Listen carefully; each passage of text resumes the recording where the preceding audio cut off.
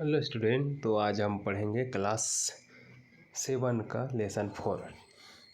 Lesson का नाम है hard to believe. Hard to believe मतलब होता है, हार्ड मतलब कठिन होता है, बिलीव मतलब यकीन करना या विश्वास करना। ठीक है, तो इस पाठ का नाम है विश्वास करना मुश्किल है, कठिन है। ठीक है, तो यकीन करना मुश्किल है, ऐसा भी बोल सकते हैं। तो यहाँ डब्बे में लिखा है share some amazing fact with your classmate. Share मतलब साझा कीजिए बोल रहा है, सम मतलब कुछ होता है, अमेजिंग मतलब मज़ेदार या अनोखा, फैक्ट मतलब होता है जानकारी, विथ मतलब के साथ, यूआर यानी कि तुम्हारे या आपके, क्लासमेट यानी कि साथ में पढ़ने वाले सहपाठी। ठीक है, तो अपने सहपाठी से कुछ अनोखी जानकारियाँ साझा करिए, ऐसे बोल रहा है। तो पहला लाइन पढ़ेंगे। पहला लाइन में लिखा है, थोड़ा इसको बड़े करके पढ़ेंगे तो अच्छा रहेगा ऐसे। One morning when mummy was opening a new packet of detergent powder to wash Monty's dirty uniform, a small booklet peeped out of it। तो इतना कहीं हिंदी में बता देते हैं। ठीक है, पूर्ण विराम है तो रुक जाना चाहिए। तो वन मॉर्निंग मतलब होता है एक सुबह, वेन मतलब जब, मम्मी यानी कि माता जी, ओपनिंग मतलब खोलना, न्यू मतलब नया, पैकेट मतलब पैकेट ही समझ लो, पैकेट यानी पैकेट भी बोलते हैं। ठीक है, डिटर्जेंट पाउडर मतलब होता है कपड़े धोने का पाउडर, जैसे कि निरमा बोल देते हैं। घड़ी है और अपने छत्तीसगढ़ में चलता है रेमी, छत्तीसगढ़िया ऐसे। ठीक है, टू वॉश यानी कि धोने के लिए, मोंटिस यानी कि मोंटी का या की, डर्टी यानी कि गंदा, यूनिफॉर्म मतलब होता है स्कूल ड्रेस, आ स्मॉल बुकलेट, बुकलेट मतलब होता है छोटा पर्ची या पुस्तिका,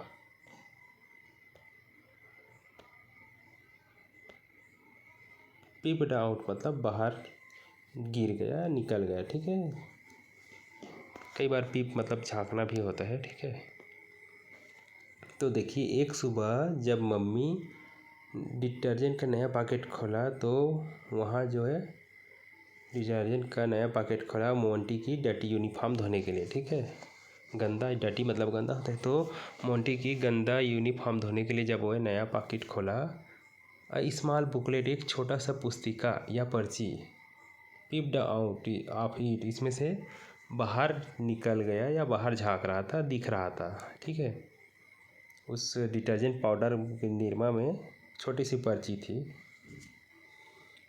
mummy handed it to Monty. Handed मतलब होता है सौंप देना या हाथ में दे देना, भी मैं बोल देता हूँ कभी कभी, पर सौंपना ठीक रहेगा, है ना। टू मतलब को, मोंटी मतलब मोंटी उनकी बेटी है। ठीक है, तो माँ ने इनको इसे मोंटी की को सौंप दिया। ठीक है, माँ ने इसे मोंटी को सौंप दिया। जो बुकलेट को मिला है ना, छोटे से पुस्तिका या पर्ची, उसे माँ ने मोंटी को दे दिया।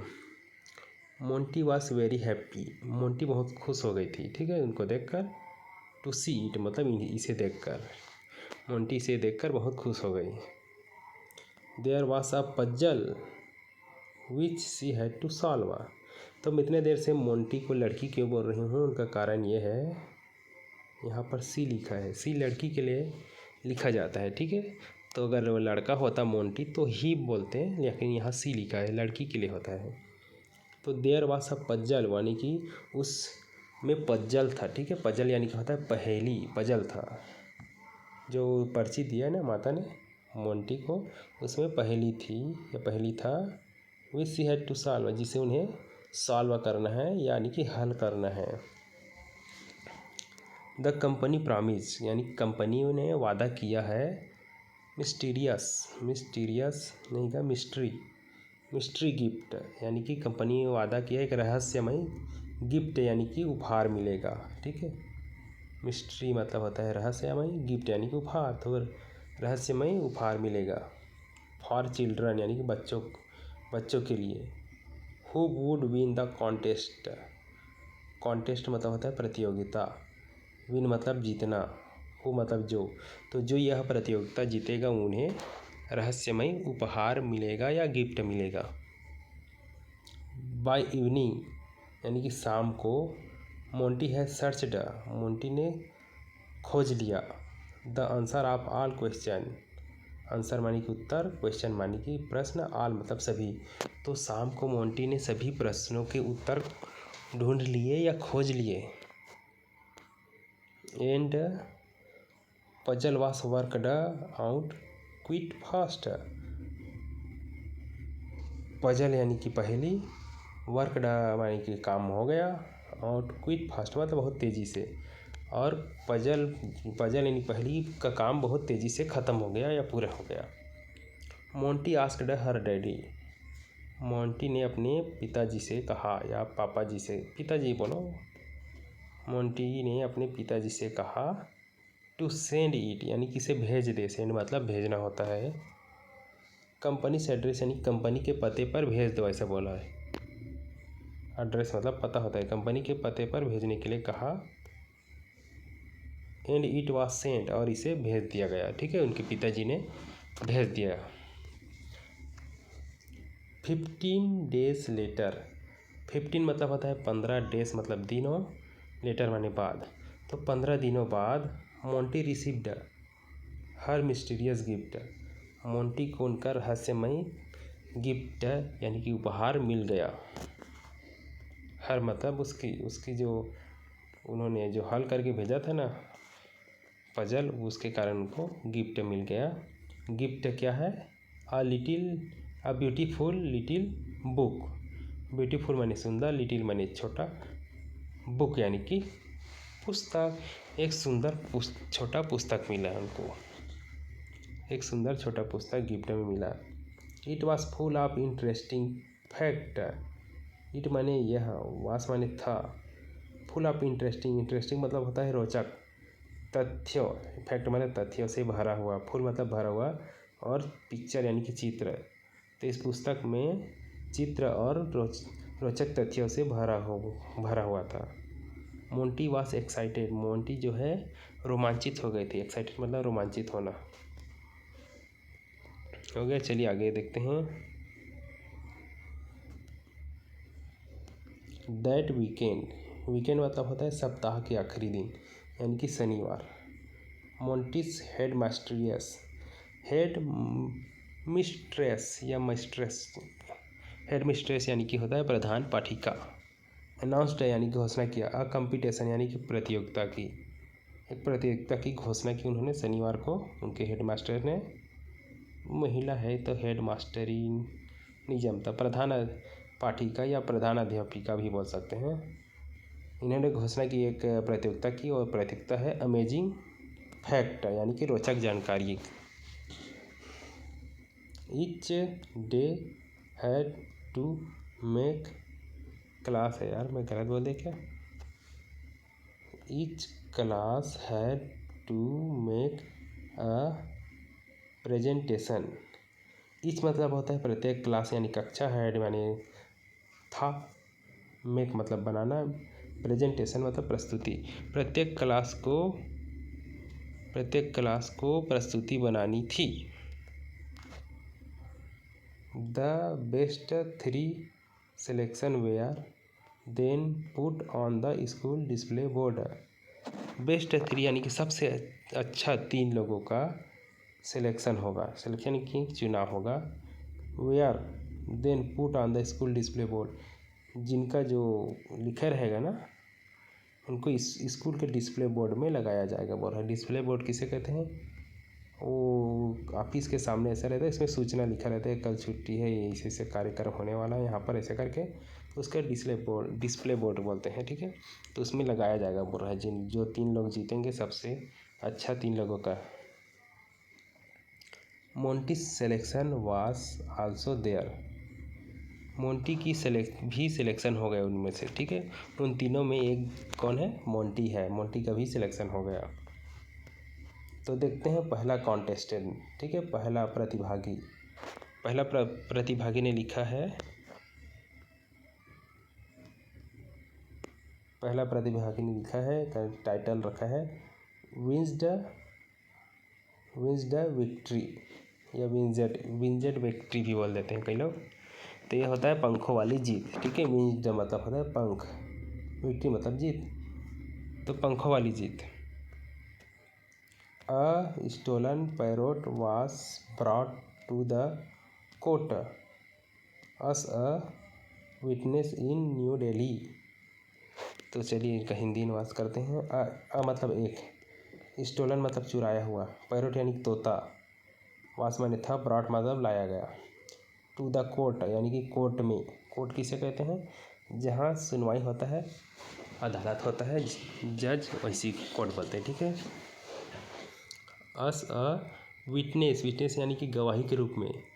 घटना है न्यू दिल्ली की, यानी कि नई दिल्ली में एक चुराए हुए तोते को गवाही के लिए कोर्ट में लाया गया था। It could identify its real owner by repeating the names of her owner's children. तो कैसे पता किया है जज ने ये किसका तोता है, चोरी हुआ वाला है? तो इनका आइडेंटिफाई यानी कि पहचान हुआ, इट्स अ रियल ऑनर यानी कि असली मालिक का, रियल मतलब असली, ऑनर माने मालिक, इसके असली मालिक की पहचान हुई। रिपीटिंग द नेम यानी कि नाम को बार बार बोल रहा था ये तोता। हर ऑनर्स चिल्ड्रन उनकी यानी कि उनके जो मालकिन हैं उनके बच्चे का नाम ले रहा था बार बार। मान लीजिए किसी के बच्चे का नाम राजू रहा होगा, तो ये तोता बार बार राजू राजू बोल रहा था। तो समझ गया कि जो क्या बोलते हैं जज है, जज समझ गए कि ये जो है किसके घर में राजू है उसी घर का तोता है, ऐसे टाइप का, ठीक है। अब अगला पंखों वाली माता कौन है? इन 1936 यानी कि 1936 की बात है। अ हैन वाज ट्रैप्ड, हैन मतलब होता है मुर्गी, वास माने था या थी, ट्रैप्ड यानी फंस गई थी, फंस जाना होता है, ट्रैप्ड माने।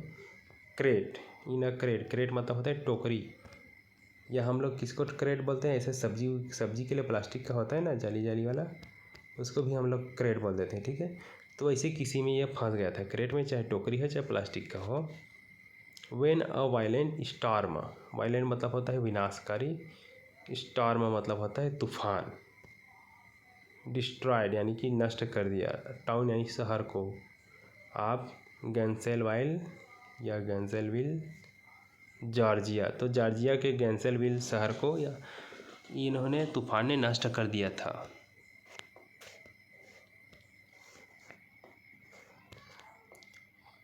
"47 days later", 47 किसे बोलते हैं? ये 40 और ये 7 यानी कि 47 दिन बाद। लेटर मतलब होता है बाद, तो 47 दिन बाद इट वॉज रेस्क्यूड, नहीं रेस्क्यूड, इट वॉज रेस्क्यूड मतलब होता है बचाया गया, ठीक है। तो 47 दिनों बाद इस मुर्गी को बचा लिया गया, ठीक है। And it had survived by eating it's oven egg, यह और तब तक कैसे जिंदा रहा होगा? 47 दिन तो बहुत ज़्यादा दिन होता है ना, इतने दिन तक कोई कैसे जिंदा रह सकता है? तो ये जिंदा थी 47 दिन तक, सर्वाइव्ड यानी कि जीवित रह सकी, बाय ईटिंग यानी कि खाकर, ईट्स यानी अपने, ओवन यानी खुद का, एक मतलब अंडे, तो ये अपने खुद के अंडे खाकर इतने दिन तक जिंदा रही, ठीक है। मतलब ये मुर्गी अंडा दिया होगा और उसी अंडे को खा खा के जिंदा रहा, ठीक है, 47 दिन तक।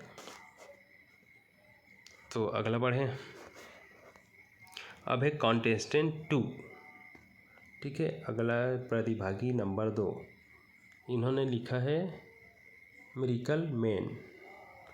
मिरेकल या मेरिकल मैन मतलब होता है चमत्कारिक आदमी, मैन मतलब आदमी, मिरेकल मानी चमत्कारी या चमत्कार, ठीक है। चमत्कारिक आदमी के बारे में बता रहे हैं। Francisco Lentini of Sicily, Italy. तो ये जो दिख रहे हैं ना कपड़े पहने हुए काला रंग के, इनका नाम है फ्रांसिस्को लेंटिनी। ये कहाँ का रहने वाला है? इटली के सिसिली शहर का, ठीक है। वास अ मास्टर म्यूजिशियन, यह संगीत में महान मतलब महासंगीतकार था, ठीक है। बहुत अच्छा इनको गाना बजाना आता होगा। तो मास्टर म्यूजिशियन मतलब होता है महान संगीतकार, वास माने था, महान संगीतकार था। ही लिव्ड इन 1930 यानी कि ये 1930 के दशक में रहते थे। दशक किसे कहते हैं? किसी सन के पीछे अगर रेस लगा दोगे तो उसको दशक बोलते हैं। जैसे इसको 2010 बोलते हैं, लास्ट में एस कर देंगे तो 2010 का दशक बोल सकते हैं। ठीक है, 11 का दशक, दशक मतलब उसके 10 साल को बोलते हैं। जैसे कि 1930 है, ठीक है, तो ये समझ लीजिए कि इसके आगे पीछे 5-5 साल जोड़ दो तो 10 साल मान सकते हैं, या 1930 से 1940 के पहले तक को 1930 का दशक मानेंगे। ठीक है, 1940 के पहले तक को, ये दोनों के बीच में जितने साल हैं 10 साल गिन लो, उनको दशक बोलते हैं। तो ये 1930 के दशक में रहते थे। He was a famous soccer player. He was यानी कि वह था, फेमस यानी प्रसिद्ध, सॉकर मतलब होता है फुटबॉल, प्लेयर यानी कि खिलाड़ी, तो वह प्रसिद्ध फुटबॉल खिलाड़ी था। He had 3 legs। ही मतलब वह, 3 leg मतलब होता है 3 पैर, हैड माने उसके पास था, उनके पास तीन पैर था। देखिए इनके 3 पैर है, एक पैर इधर, एक इधर, इधर, तो इनके पास 3 पैर था। ठीक है, and that was great advantage हो गया for him as a player. और इस 3 पैर के कारण उनको एक खिलाड़ी के रूप में बहुत ही लाभ होता था या फ़ायदा होता था। ठीक है, 3 पैर के कारण इनको फुटबॉल खेलने में, दूसरे वालों को छकाने में बहुत सहायता करता होगा। ठीक है, अब आते हैं अगला। ये जो अंकल जी ईंट और कुछ पकड़े हुए हैं, चलिए इसके बारे में पढ़ते हैं। इसका नाम है ली थोन ली, लिव थो लिन, आप गुनुंग रपट, मलेशिया, यानी कि ये मलेशिया के रहने वाले हैं। ठीक है, इनका शहर का नाम गुनुंग या रपट होगा, तो मलेशिया के रहने वाले हैं। Can lift more than 60 pound of weight, यानी कि ये जो है मोर देन मतलब होता है से भी अधिक, 60 पाउंड यानी कि लगभग इसको किलो में बदलेंगे तो 27 किलो से कुछ ऊपर होगा। ठीक है, तो ये जो है 27 किलो से भी ऊपर से भी ज़्यादा वजन को उठा सकता है। ठीक है, weight attached to metal plate again his chest और स्टोमच। चेस्ट मतलब होता है छाती, स्टोमच मतलब पेट होता है, प्लेट यानी कि प्लेट ही समझ लो, धातु का, ऐसे कुछ भी प्लेट हो सकता है, जैसे ये चिपका हुआ यहाँ पर। ठीक है, मेटल यानी कि धातु होता है। तो ये आदमी जो अंकल हैं वो 27 किलो से भी ज़्यादा वजन उठा सकता है अपने छाती या पेट पर चिपका कर। ठीक है, ये देखिए चेस्ट मतलब छाती होता है, स्टोमच यानी पेट, तो अपनी छाती और पेट में धातु से बनी चीज़ों को चिपका कर ये 27 किलो से भी अधिक वजन उठा सकते हैं, या बोलेंगे तो 60 यानी 60 पाउंड से भी अधिक वजन उठा सकते हैं। लीन इज 71 ईयर ओल्ड है। ये जो लीन अंकल है ये 71 साल की उम्र के हैं बोल रहे हैं। ठीक है, इस कॉल्ड द मैग्नेट मैन, इनको जो है लोग मैग्नेट मैन के नाम से जाना जाता है, या बोलते हैं लोग इनको मैग्नेट मैन बोलते हैं। मैग्नेट माने चुंबकीय, मैन माने आदमी, तो ये चुंबकीय आदमी है ऐसा बोलते हैं। नट बोल्ट जानते हैं ना, कसने के लिए। एंड टूल्स मतलब औजार, बहुत सारे औजार होते हैं। ठीक है, can be seen dangling, can be seen यानी कि आप देख सकते हैं, डैंगलिंग मतलब लटके हुए, from his bare chest, from माने से, बेयर मतलब खुला हुआ, चेस्ट मतलब छाती। ठीक है, तो हम लोग आए थे यहाँ पर नट बोल्ट एंड टूल्स मतलब होते हैं औजार, नट बोल्ट यानी कि आप समझते हैं कसने के लिए। कैन बी सीन यानी कि आप देख सकते हैं, सीन मतलब देखना होता है, कैन माने सकना, डैंगलिंग मतलब लटके हुए, फ्राम हिज मतलब से, बेयर यानी कि खुला, चेस्ट मानी छाती, उनके खुला छाती पर आप जो है इन चीज़ों को लटके हुए देख सकते हैं, जैसे चित्र में दिखा रहा है। ठीक है, इन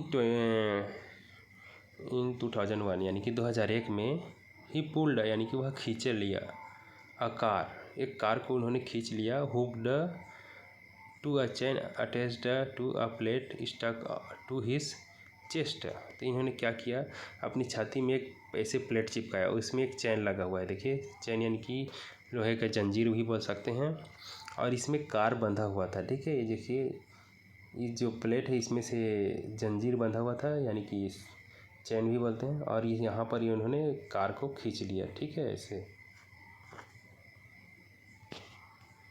इतना इनमें चुंबकीय शक्ति है बोल रहे हैं। ऑल द थ्री सन्स, यानी कि इनके 3 बेटे हैं, ठीक है। ऑल द थ्री सन यानी कि तीनों बेटों ऑफ लीन, यानी कि इस अंकल का नाम लीन है, तो इनके 3 बेटे एंड हिज 2 ग्रैंड चिल्ड्रन, और 2 पोते, ठीक है, नाती पोते बोलते हैं इसको। तो इनके 3 बेटे और 2 पोतों में भी आल्सो है मैग्नेटिक एबिलिटी, में भी चुंबकीय क्षमता है बोल रहे हैं, यानी कि उन लोग में भी इस तरह से धातु की चीज़ें चिपक जाती है, ठीक है। तो कॉन्टेस्टेंट 2 का भी पूरा हो गया। अब हम पढ़ते हैं कॉन्टेस्टेंट 3 का। तो इनका है द मडी सीन्स, सीन बस है, ठीक है। कॉन्टेस्टेंट मतलब होता है प्रतिभागी, कॉन्टेस्टेंट मतलब प्रतिभागी। तो तीसरा प्रतिभागी है, इन्होंने लिखा है मडी यानी कि कीचड़ वाला, सीन मतलब दृश्य, कीचड़ भरा दृश्य, कीचड़ वाला दृश्य है इसमें। देखिए दिख रहा है बच्चा जो है कीचड़ से सना हुआ है। स्कॉटडेल एरिजोना ऑर्गेनाइज्ड है। स्कॉटडेल एरिजोना एक जगह का नाम है, ठीक है। एरिजोना का स्कॉटडेल शहर हो सकता है। ऑर्गेनाइज्ड मतलब आयोजन करता है। माइटी मड मेनिया फेस्टिवल, तो फेस्टिवल यानी कि त्यौहार या कुछ भी खुशी मनाने वाला कोई होता है, तो उसका नाम क्या है, माइटी मड मेनिया नाम से एक फेस्टिवल मनाते हैं। एवरी ईयर यानी कि प्रत्येक साल, हर साल वो जो है मड मेनिया मनाते हैं। पीपल स्लिंग मड, पीपल यानी कि लोग, स्लिंग मतलब छिड़कते हैं, मड यानी कीचड़ को, ऑन ईच अदर यानी कि एक दूसरे पर, तो लोग कीचड़ को एक दूसरे पर छिड़कते हैं। In the month of July, यानी कि जुलाई महीने में। Kids of all age, kids यानी बच्चे, ऑल एज मतलब सभी उम्र के। स्लिप एंड स्लाइड यानी कि फिसलते हैं लौटते हैं, ठीक है। स्लाइड मतलब फिसलना होता है, स्लिप मतलब भी फिसलना चीज़ होता है, लेकिन थोड़ा अलग अलग होगा। तो सभी उम्र के बच्चे वहाँ पर कीचड़ में फिसलते हैं। Over mud field tunnel, over मतलब के ऊपर होता है, मड यानी कीचड़, फील्ड मतलब भरा हुआ, टनल मतलब सुरंग, यानी कि ऐसे पाइप में शायद बहुत सारे कीचड़ रखते होंगे और इधर से ऐसे फिसल के नीचे उतरते होंगे, ठीक है। छोड़ो वो लोग कुछ भी करते होंगे। तो बता रहे हैं कि ये जो है सुरंग यानी कि कीचड़ से भरा हुआ पाइप या सुरंग बनाते होंगे, उसमें ये लोग फिसलते रहते हैं। मोर देन 2,40,000 पाउंड्स, यानी कि मोर देन मतलब से अधिक होता है। 2,40,000 पाउंड, यानी कि जैसे हम लोग किलो में नापते हैं ना, वैसे ही लोग पाउंड में नापते हैं। तो 2,40,000 पाउंड जितना मड यानी कि कीचड़ प्रिपेयर मतलब तैयार किया जाता है फॉर दिस इवेंट, इस इवेंट के लिए या इस आयोजन के लिए, ठीक है। 2,40,000 पाउंड वजन का कीचड़ तैयार किया जाता है। चलिए अगला देखते हैं। अरे कहाँ चले गया। अब आते हैं हाथी के पास। एलिफेंट इन म्यांमार, तो म्यांमार एक देश का नाम है जिसको बर्मा भी बोलते थे पुराने समय में। तो बर्मा के हाथी आर वेरी क्लेवर, यानी क्लेवर मानी चतुर। तो बता रहे हैं कि बर्मा के म्यांमार देश के हाथी बहुत चतुर होते हैं या चालाक होते हैं। दे स्टफ द बेल्स, यानी कि वो बेल्स मतलब होता है घंटी, ये लोग गले में घंटी पहनते हैं। हैंगिंग यानी कि लटका हुआ, अराउंड देयर नेक्स, उसके गले के नीचे। तो इसके गले के नीचे जो घंटी लटका होता है, बंधा होता है, उनको स्टफ विथ मड यानी कि कीचड़ से भर देते हैं बोल रहे हैं, ठीक है। स्टफ विथ मड यानी कि कीचड़ से भर देते हैं। क्यों भर देते हैं, या तो ऐसा समझ लीजिए कीचड़ में लौटने से उसके घंटी में जो है मिट्टी लग जाता होगा, लेकिन ये जानबूझ करते हैं बोल रहे हैं, ठीक है। They do this so that, वह इसको इसलिए करते हैं। दे डू मतलब वे, डू मतलब करते हैं, दिस यानी कि यह सब, सो मतलब इसलिए, दैट मैंने कि वह इसलिए करते हैं कि बेल्स है वॉन्ट रिंग, ताकि घंटी मत बज सके। बेल्स मतलब घंटी होते हैं, वॉन्ट मतलब नहीं, रिंग मतलब बजना, घंटी नहीं बज सके या मत बजे, इसलिए वो मिट्टी इसमें भर देते हैं, बोल रहे हैं। They can then quickly steal banana from farm at night. फिर वो लोग रात में केला चुराने जाते हैं, फार्म यानी कि खेतों पर, ठीक है। घंटी नहीं बजेगा तो कोई जानेगा नहीं, ऐसे करके वो लोग घंटी में मिट्टी भर देते थे, ठीक है, और फिर रात में चुराने चले जाते हैं। अब यहाँ पूछा है हम लोग से नाउ, मतलब अब इसमें डी का नहीं पढ़ते तो जज लिखा है, फॉर यूर सेल्फ, आप स्वयं से आप लोग फैसला दे बोल रहे हैं, जज करें यानी कि फैसला करना। The best of this three is one, इन तीनों में से सबसे अच्छा कौन सा है, अब आपको इसमें डिसाइड करना है, पता करना है, ठीक है। तो इस तरह से ये पार्ट ख़त्म हो गया। वीडियो अच्छा लगा होगा तो लाइक कर देना, और चैनल को सब्सक्राइब नहीं किएंगे तो प्लीज़ प्लीज़ प्लीज़ सब्सक्राइब कर दिया करो यार। देख रहे हो ना कितना कम सब्सक्राइबर है, आपके सब्सक्राइब से ही तो हम लोग आशा उम्मीद करते हैं कि हमारे देखने वाले हमारा भी हेल्प करेंगे करके, ठीक है। तो प्लीज़ हेल्प इतना ही है कि आप सब्सक्राइब कर देना, और जो बेचारे लोग नहीं पढ़ पा रहे होंगे स्कूल में या ट्यूशन में तो उनको ज़रूर शेयर कर देना, भेज देना, ठीक है। थैंक यू देखने के लिए, मिलते हैं नेक्स्ट क्वेश्चन के साथ।